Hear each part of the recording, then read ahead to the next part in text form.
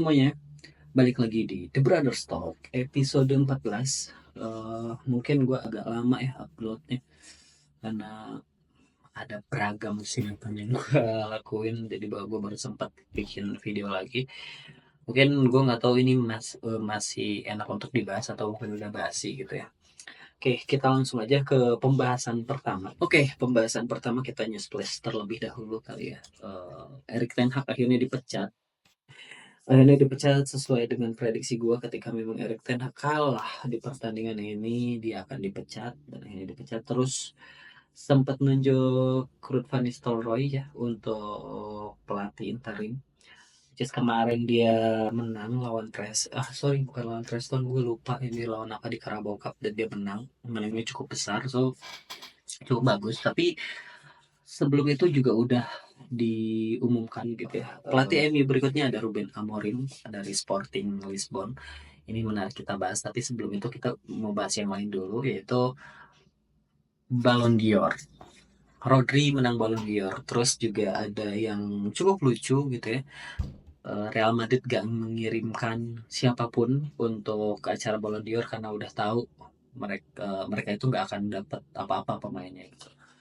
Ya menurut gue banyak orang yang beranggapan Vinicius Junior layak untuk bisa menang Ballon d'Or gitu, tapi menurut gue nggak banyak juga, itu cuman fansnya Madrid doang yang ngerasa bahwa Vinicius Junior itu layak untuk dapat Ballon d'Or. Menurut gue sih enggak ya, karena kalau dibandingkan dengan Rodri gitu ya, secara prestasi dan ya selama tahun lalu gitu ya, di Manchester City maupun di timnas Spanyol dia cukup bagus gitu, dia sangat bagus bermain dan menurut gua layak lah untuk dapat Ballon d'Or. Siapa lagi kalau bukan Rodri ya di tahun ini. Jadi itu terlalu berlebihan lah ya, kayak reaksi Vinicius Junior ataupun yang lain itu menurut gue terlalu berlebihan. Jadi memang layak untuk Rodri bisa dapat Ballon d'Or. So mungkin Ballon d'Or nggak akan jadi persaingan dua pemain kayak eranya Messi sama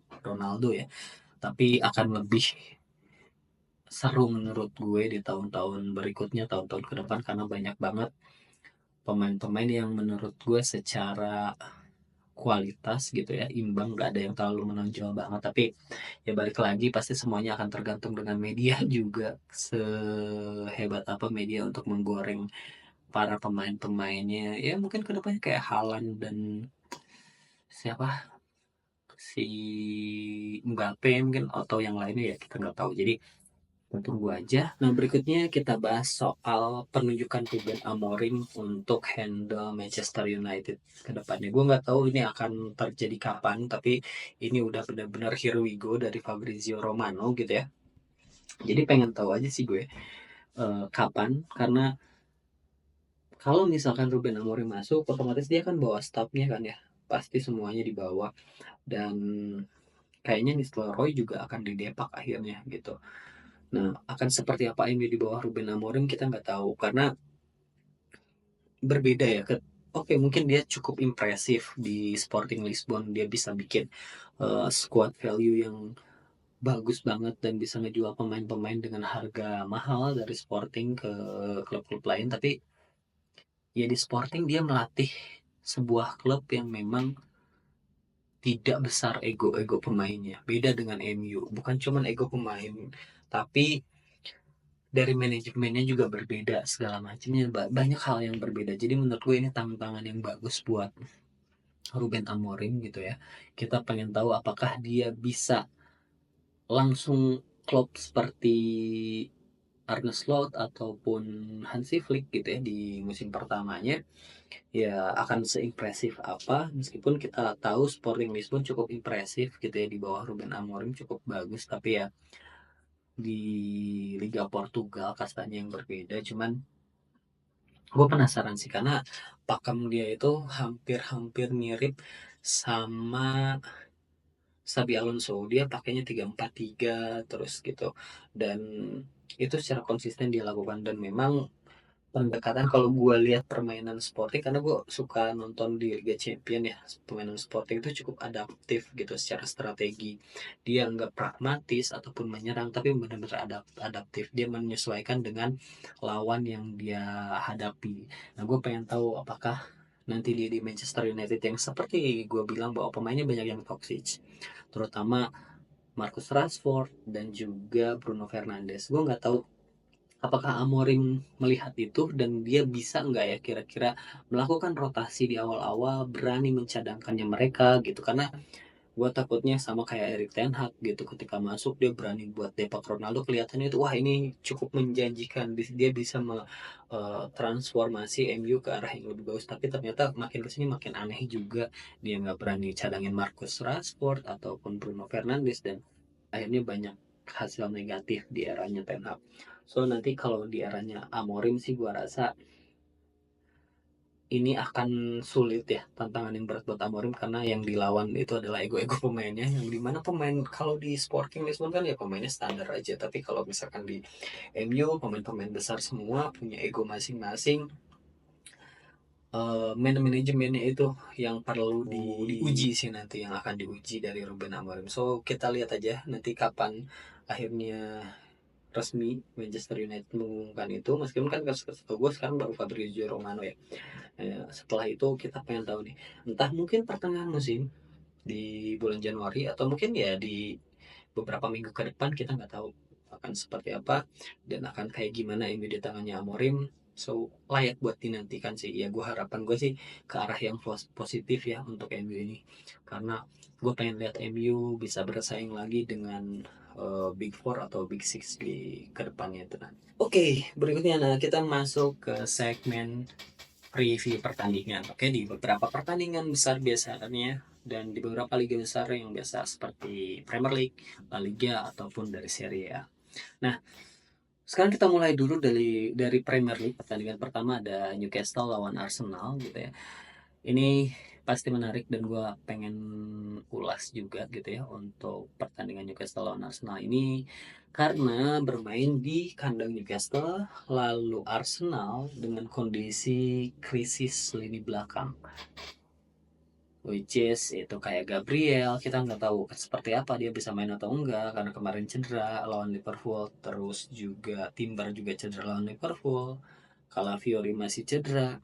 Ya mungkin di depan Saka bisa main gitu ya, tapi kalau masih tanpa Odegaard masih cukup susah gitu, apalagi kalau ngandelin Trossard doang. Cuman kalau gua ngelihat Newcastle ya, Newcastle ya lu tau lah, Newcastle being Newcastle kan, gue selalu bilang kemarin lawan Brighton pun dia kesulitan. Harapan gue sih Arsenal bisa memanfaatkan itu. Secara kualitas Arsenal lebih baik lah, dan harapan gue Arsenal bisa menang di pertandingan ini, meskipun ya kadang Newcastle itu bermain cukup keras gitu ya, apalagi lawan Arsenal ya, kita tahu lah pemain Arsenal itu kalau misalkan memang di pressing secara keras gitu ya, itu biasanya langsung buyar tuh dan rentan cedera juga gitu. Nah, kalau misalkan kita lihat head to headnya sendiri, dari 58 kali pertemuan sudah pasti Arsenal itu mendominasi ya. Kalau kita lihat juga dari 5 pertandingan terakhir hampir imbang sebenarnya. Arsenal menang 2 kali, terus Newcastle juga menang 2 kali, imbangnya 1 kali. Terakhir itu pertemuan di 24 Februari 2024, Arsenal menang di Emirates 4-1 dan bermain di St. James Park itu terakhir November 2023, Arsenal kalah 1-0. Jadi meskipun gue mengunggulkan Arsenal, tapi secara hasil kita nggak akan tahu ya. Karena kalau misalnya kita lihat dari head to head juga, Arsenal suka kesulitan main di St. James Park gitu. Dari 3 kali pertemuan di St. James Park, Arsenal cuma menang 1 kali dan kalah 2 kali. Jadi seharusnya ini pertandingan yang seru, tapi please deh, masa Arsenal mau kalah sama Newcastle. Jadi harapan gue Arsenal bisa menang. Nah, selanjutnya ada Bournemouth lawan Manchester City. Meskipun main di Bournemouth, gue rasa Manchester City akan menang, gak akan sebodoh Arsenal kayak kemarin kalah 2-0 dari Bournemouth. Jadi ini nggak perlu kita bahas. Lalu ada pertandingan yang menurut gue seru karena gue selalu akan bilang seru ketika Brighton ketemu dengan tim-tim besar gitu. Karena Brighton tuh benar-benar atraktif, permainannya sangat menghibur gitu. Nah, Liverpool lawan Brighton ini akan seru sih menurut gue karena kita tahu Brighton itu berani banget nih dan hampir memiliki gaya bermain yang sama dengan Liverpoolnya Arne Slot nih. Nah, kalau misalkan kita lihat ya kalau all time head to head sih udah pasti kan Liverpool itu menang di atas Brighton. Di 5 pertandingan terakhir pun sebenarnya Brighton cuma 1 kali menang gitu ya. 5 pertandingan pertemuan mereka Brighton menang 1 kali, terus imbangnya 2 kali, Liverpool menang 2 kali. Jadi bukan cuman karena main di Anfield, tapi ya kita cukup realistis lah. Liverpool ini pasti bisa menang lawan Brighton. Cuman ini akan menjanjikan permainan yang sangat amat seru gitu ya, karena Brighton itu nggak akan bermain pragmatis sehingga kita sebagai penonton yang cukup netral, jadi seru aja gitu nontonnya. So ini layak banget buat ditonton. Meskipun gue pasti menjagokan Liverpool yang akan menang, tapi ya kalau berharap sih Brighton bisa menang ya, tapi itu kita realistis aja lah ya. Liverpool pasti menang dan ini akan jadi pertandingan yang seru, layak banget buat kita tonton. Lalu di hari Minggunya nih ada Tottenham versus Aston Villa. Gue nggak mau bahas, nggak penting karena tim-tim gak jelas. Dan big match antara papan tengah, oh mungkin MU papan bawah ya karena 14 gitu peringkatnya. Jadi kalau Chelsea masih oke lah ya peringkatnya papan atas sekarang gitu. Dan kalau ngelihat kondisi yang sekarang, ini main di Old Trafford by the way. Dari 5 pertandingan terakhir, pertemuan antara MU lawan Chelsea, kalau kita lihat di sini MU menang 2 kali, imbangnya 2 kali, dan Chelsea menang 1 kali. Chelsea menang itu pas terakhir kemarin di Stamford Bridge itu menang 4-3. Nah itu pun ya kita tahu lah dua tim ini lagi memang terseok-seok gitu. Jadi pertandingan sekarang mengingat MU yang ya gue sih belum nonton ya kemarin pas sama Nistelrooy di Carabao Cup itu seperti apa. Cuman gue lebih optimis Chelsea bisa menang sih di pertandingan ini. Kenapa gue optimis Chelsea bisa menang? Karena ya kita tahu dari beberapa pertandingan terakhir Chelsea cukup baik ya bermain dan sekarang polanya udah jelas di bawah Enzo Maresca meskipun ya pemainnya merata semua gitu ya. Tapi cukup efektif gitu meskipun secara pola permainan memang sih ya kalau menurut gue sistemnya udah oke, cuman implementasi di lapangan dari pemain-pemainnya kadang suka banyak errornya lah gitu karena memang ujung-ujungnya kan pemain juga gitu ya yang memainkan sepak bolanya. Tapi secara efektivitas harusnya Chelsea bisa menang sih di pertandingan ini, terlebih Chelsea yang cukup menyerang gitu ya sekarang dengan tenaga-tenaga pemain mudanya gitu semuanya bisa lari gitu kenceng-kenceng semua, di tengahnya juga kuat-kuat juga. Jadi menurut gua harusnya sih Chelsea bisa curi poin lah, at least imbang gitu di pertandingan ini ya lebih bagus lagi kalau misalkan Chelsea bisa menang ya. Tapi harapan gue kalau misalkan lebih subjektif gitu ya nggak objektif, gue pengen MU menang sih gitu karena bisa menjauhkan Chelsea dari Arsenal yang Arsenal punya potensi kalah nanti di kandang Newcastle gitu. Jadi kalau misalkan MU menang ya seenggaknya nggak akan berpengaruh ke Arsenal banget sih gitu. Jadi harapan gue MU bisa menang, tapi bener-bener layak buat ditonton karena kalau misalkan masih under Van Nistelrooy, gue pengen tahu how they play gitu, kayak gimana, apakah bisa cukup bagus gitu ya di bawah Nistelrooy untuk sementara ini melawan Enzo Maresca yang menurut gue udah mulai kelihatan pattern di Chelsea seperti apa. Ya menarik sih, menarik untuk kita tonton nantinya. So nanti kita tunggu aja di hari Minggu. Lalu kita bahas La Liga. La Liga nggak ada yang seru ya. Di sini Barcelona ketemu Espanyol yang dimana itu adalah derby. Ya Barcelona lagi bagus, easy win lah buat Barcelona.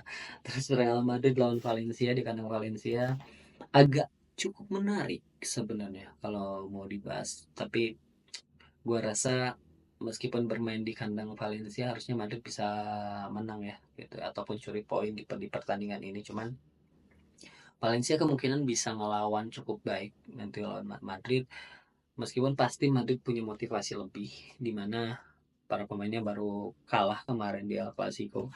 Kalau misalkan sampai kehilangan poin di pertandingan ini, ya udah bener deh, makin jauh gapnya antara kualitas Real Madrid dengan Barcelona. Sorry to say buat pak pendukungnya Madrid, tapi kita objektif dan ya realistis aja ngelihat permainan seperti apa. Meskipun secara kualitas pemain ya nggak di atas Barcelona juga sih sebenarnya untuk Madrid itu, tapi memang secara strategi dan pattern permainan masih jauh lah sistemnya Barcelona dengan Real Madrid itu jauh banget kalau misalkan kita bandingin. So ya mungkin Madrid di musim ini hanya bisa menguntit Barcelona, dan di pertandingan lawan Valencia ini menurut gua kalaupun Madrid bisa menang, Madrid akan menang dengan susah payah sih pastinya. Nah, selanjutnya untuk Serie A. Sebenarnya Serie A udah ada pertandingan ya tadi malam gitu.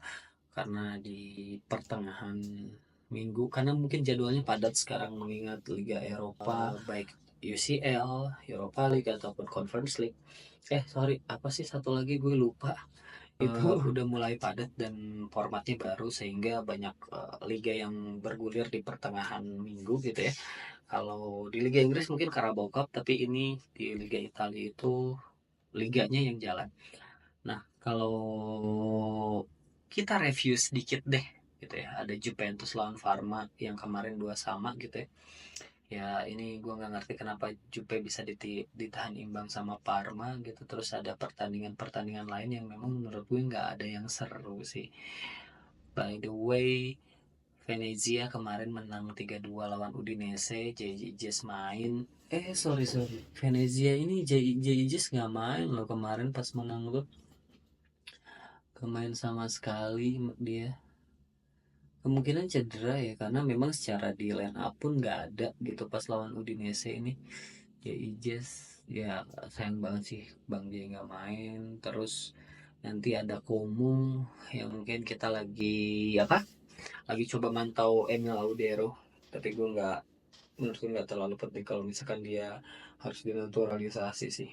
Jadi mending cari pemain lain aja, nggak usah kiper, kita udah punya Martin Pas gitu. Nah, pertandingan lainnya juga gue nggak ngeliat ada pertandingan yang seru sih di Liga Italia ini, karena Roma lawan Torino, Genoa lawan Fiorentina, terus Como lawan Lazio, ya Juve nanti mau main lagi di hari Minggu.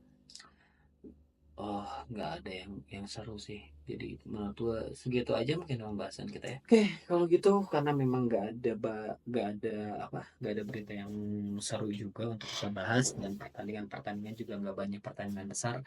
Mungkin segitu aja video dari gue. Thank you buat teman-teman semua. Sekali lagi thanks for watching. Sampai ketemu di episode The Brothers Talk berikutnya. Oke, see you.